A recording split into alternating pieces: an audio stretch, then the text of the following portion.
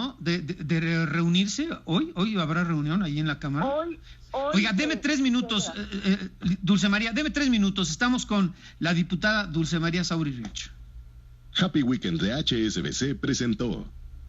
Aprovecha bonificaciones y descuentos en comercios participantes al pagar con tu tarjeta de crédito HSBC. Sus comentarios y opiniones a WhatsApp con 55-8232-9049. Estamos platicando con doña Dulce María Sauri Riacho, ella es vicepresidenta de la mesa directiva de la Cámara de Diputados, representante por el PRI.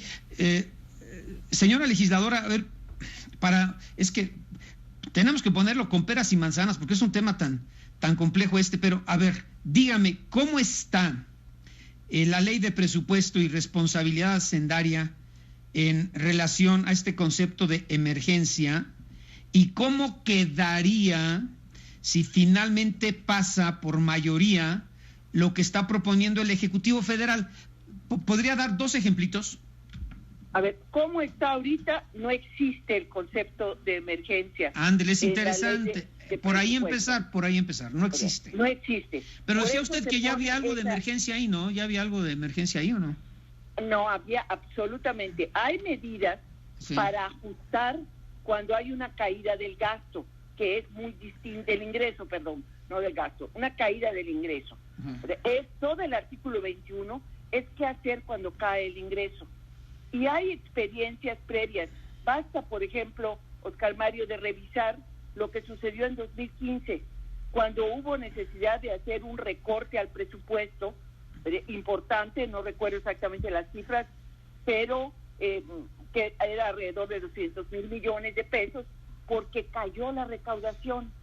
O sea, todo esto está vinculado a la recaudación, pero en ninguna parte del 21 en este momento hay el concepto de emergencia.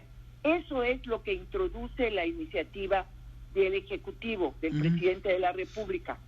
Dice, cuando hay una emergencia, la iniciativa no define qué es emergencia, pero el dictamen que está circulando dice que será cuando caiga 1% el producto, de acuerdo a la definición del INEGI, en el trimestre, y haya caído también en el anterior. ¿Y 3% la recaudación fiscal? No, el dictamen habla del producto básicamente. ¿Y ese 3% de los ingresos fiscales dónde está o qué? Está en el 21 actual vigente.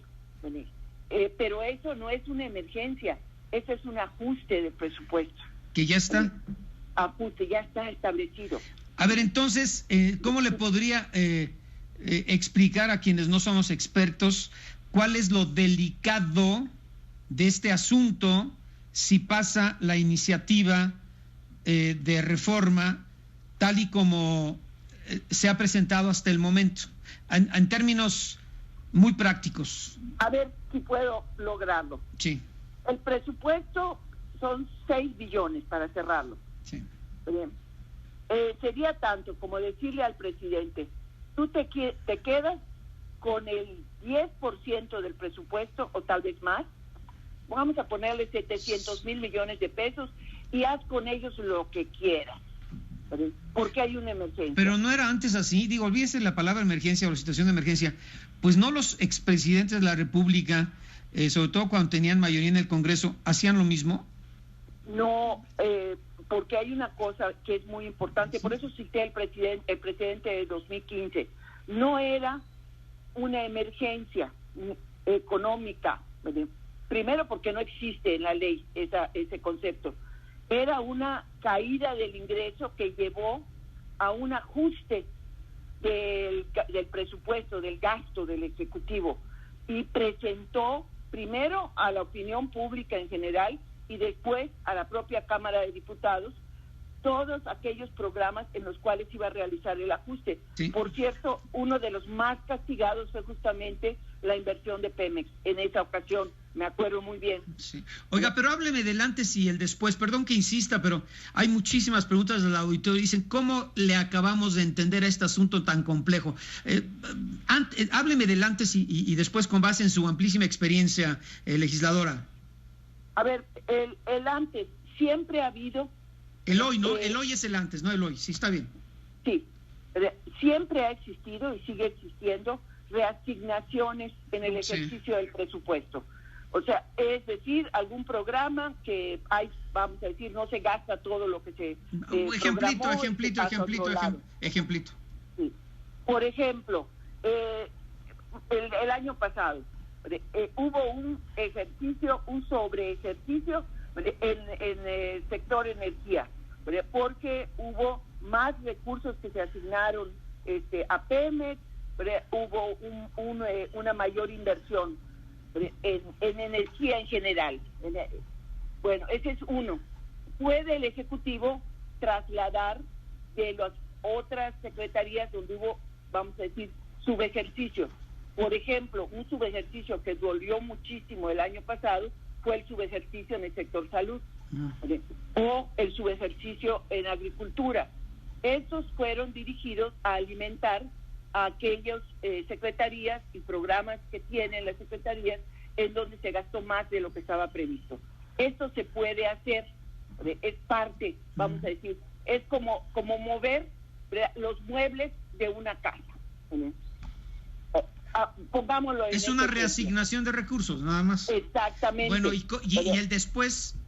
ahora, déjeme una cosa de la reasignación de recursos muy importante. Sí. Es la Auditoría Superior de la Federación. La auditoría, cuando haga la cuenta pública, revise la cuenta pública de 2019, va a preguntar por qué dejaste de gastar en salud y por qué gastaste de más en energía. Y los responsables, o sea, la Secretaría de Hacienda le va a dar los argumentos. No podemos presuponer que esto es de por sí, vamos a decir, una cuestión negativa. Depende de los criterios de administración que tenga el gobierno. Pero la auditoría revisa, porque tiene un decreto de un presupuesto donde se asignó cada uno de los recursos. Pero dígame, ¿qué es lo que quieren evitar ustedes como oposición? Así, con peras y manzanas, ¿qué es lo que quieren evitar y dónde está lo delicado de este asunto? A ver, siguiendo con el ejemplo de los muebles de la casa, lo que queremos evitar es que el Ejecutivo recoja la mayoría de los muebles y los tire a la calle. Eso es lo que queremos evitar. Y queremos también evitar que la Auditoría Superior de la Federación no pueda revisar cómo gastó el dinero. Porque sería el uso discrecional de estos dineros. Efectivamente. Sí. Ahora, para efectos un poquito, muy complicados, pero muy, muy concretos. Hay en el decreto de presupuesto una prohibición expresa para afectar programas dirigidos a la igualdad, o sea, todo lo que tiene que ver con los programas para mujeres y niñas, el adelanto de las mujeres. Hay prohibición expresa para reducir los recursos dirigidos a ciencia y tecnología y para los pueblos indígenas. Son los tres que vienen en la ley de presupuesto, en el artículo 58, y que recoge el decreto de presupuesto.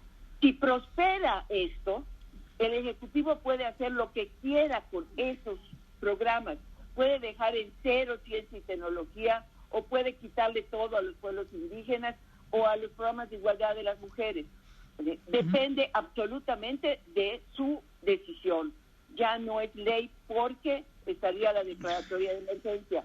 El famoso Fondo Metropolitano, Oscar Mario, que son 3,000 millones de pesos, como gran aportación dice, ya no lo vamos a incluir, lo quitaron de los transitorios.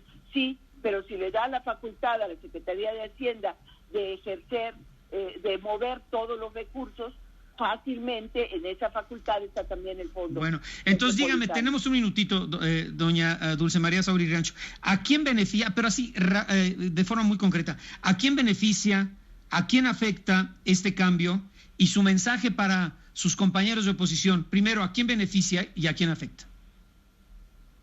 ¿A quién beneficia? A nadie, categóricamente. Bien. ¿A quién afecta? ¿A quién afecta?